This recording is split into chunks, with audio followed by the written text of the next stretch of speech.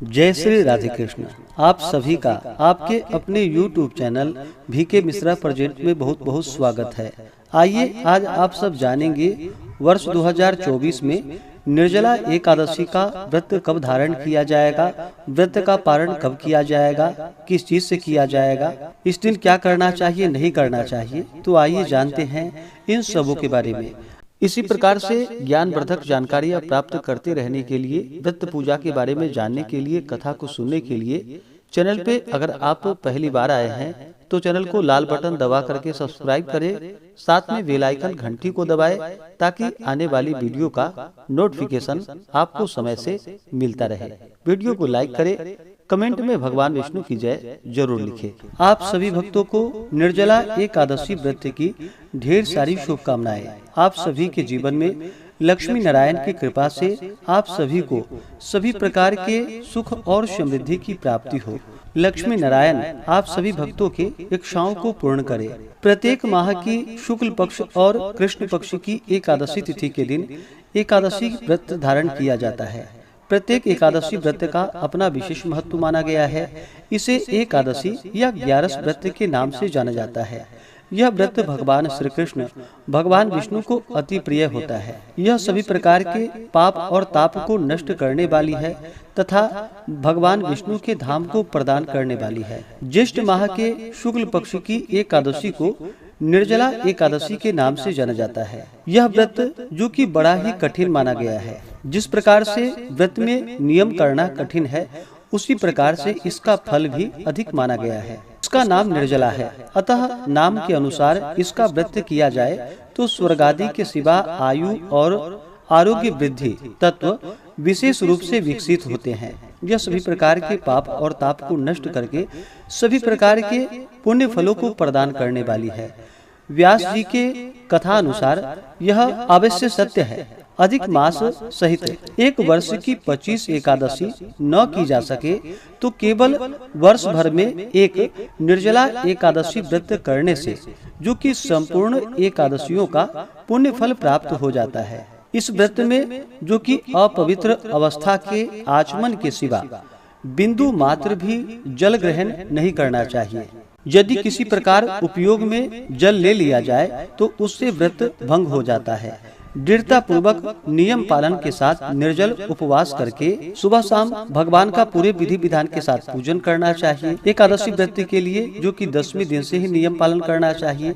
10वीं तिथि के दिन सूर्यास्त होने से पहले ही शुद्ध और सात्विक आहार ग्रहण करनी चाहिए। व्रत में जो कि 10वीं एकादशी और द्वादशी इन 3 दिनों में काश्य पात्र, मसूर, चने, मिथ्या भाषण, शाक, शहद, तेल, मैथुन, द्युत और क्रोध आदि का त्याग करके व्रत के पहले दिन यानी कि 10वीं को और दूसरे दिन द्वादशी को हविष्यान्न जौ, गेहूं, मूंग, सेंधा नमक, काली मिर्च, शर्करा और गौघृत आदि का एक बार भोजन करना चाहिए।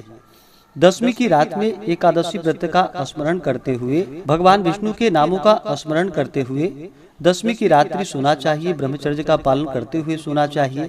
एकादशी की सुबह ब्रह्म मुहूर्त में उठ करके नित्य क्रियाओं से निवृत्त होकर के गंगा नदी में या घर के नहाने के पानी में ही थोड़ा सा गंगा जल मिला करके स्नान करना चाहिए। शुद्ध वस्त्र धारण करना चाहिए और एकादशी तिथि के दिन सुबह और शाम के वक्त भगवान का पूरे विधि विधान के साथ पूजन करना चाहिए। भगवान का जल से अभिषेक करें, पंचामृत से अभिषेक करें, शुद्ध गंगा जल से अभिषेक करें, भगवान को पीला वस्त्र चढ़ाएं, यज्ञोपवीत अर्पित करें, फिर काले तिल अर्पित करें। भगवान विष्णु को अक्षत नहीं चढ़ाया जाता है, इस बात का ध्यान रखें।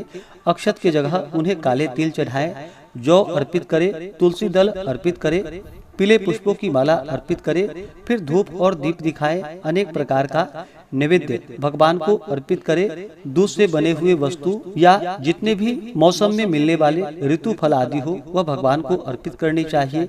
जब भी नैवेद्य का भोग लगाते हैं तो तुलसी दल डाल करके ही भगवान को भोग लगाना चाहिए। इसके बाद जल से आचमनी करवाएं। मुख शुद्धि के लिए पान पत्र, सुपारी, लौंग, इलायची के साथ में अर्पित करें। द्रव्य दक्षिणा चढ़ाएं। इसके बाद फिर एकादशी व्रत का कथा श्रवण करना चाहिए या पढ़ना चाहिए। इस प्रकार एकादशी तिथि के दिन भगवान का सुबह शाम पूजन करके कथा आदि श्रवण करते हुए एकादशी की रात्रि जागरण करते हुए समय को व्यतीत करना चाहिए और द्वादशी की सुबह उठ करके स्नान करके शुद्ध वस्त्र धारण करके भगवान का पूजन आरती करके उसके बाद ब्राह्मणों को भोजन करवाना चाहिए। जल से भरा हुआ घट का दान करना चाहिए। स्वर्ण आदि का, गौ भूमि जो भी बन सके अपने सामर्थ्य के अनुसार दान दक्षिणा देनी चाहिए। गरीबों को भोजन कराना चाहिए और समय के अनुसार व्रत का पारण करना चाहिए।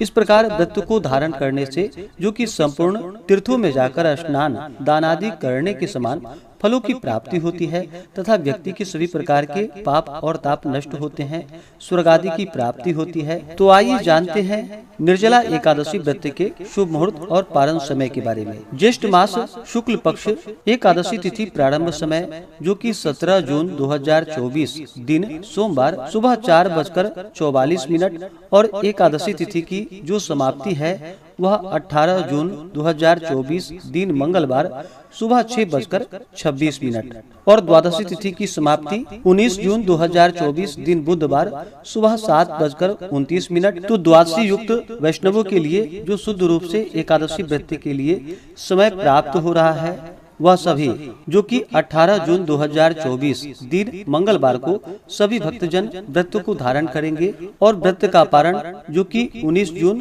बुधवार को किया जाएगा। पारण का जो समय होगा 19 जून को वह समय सुबह 5:28 से सुबह 7:28 तक होगा। एकादशी व्रत का पारण जो कि हरिवासर समाप्त होने के बाद किया जाता है।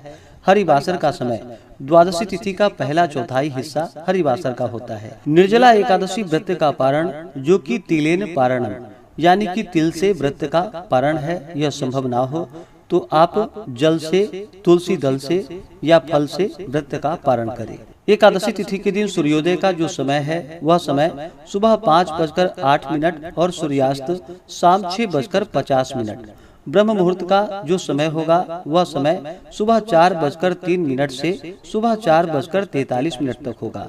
योग जो कि शिव योग होगा रात्रि 9:39 तक। उसके बाद सिद्धि योग होगा 18 जून को जो कि त्रिपुष्कर योग बन रहा है जो कि दोपहर 3:56 से शुरू होकर के अगले दिन सुबह 5:24 तक होगा।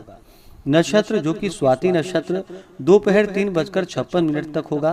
उसके बाद विशाखा नक्षत्र। जो भी भक्तजन व्रत को धारण करने वाले हैं उन्हें व्रत के दौरान शुद्ध और सात्विकता का पालन करना चाहिए। तामसिक वस्तुओं का, नशीले पदार्थों का सेवन नहीं करना चाहिए। ब्रह्मचर्य का पालन करना चाहिए। व्रत के दौरान किसी के ऊपर क्रोध नहीं करनी चाहिए या अपने मन में किसी के प्रति ईर्ष्या या द्वेष का भाव नहीं लाना चाहिए। पूर्ण भक्ति भाव के साथ भगवान का पूजन करना चाहिए। इस दौरान ओम नमो भगवते वासुदेवाय या श्री कृष्ण गोविंद हरे मुरारी आदि मंत्र जप करना चाहिए। इससे अनंत फलों की प्राप्ति होती है। तो आशा करता हूँ कि यह जानकारी आपको अच्छा लगा हो।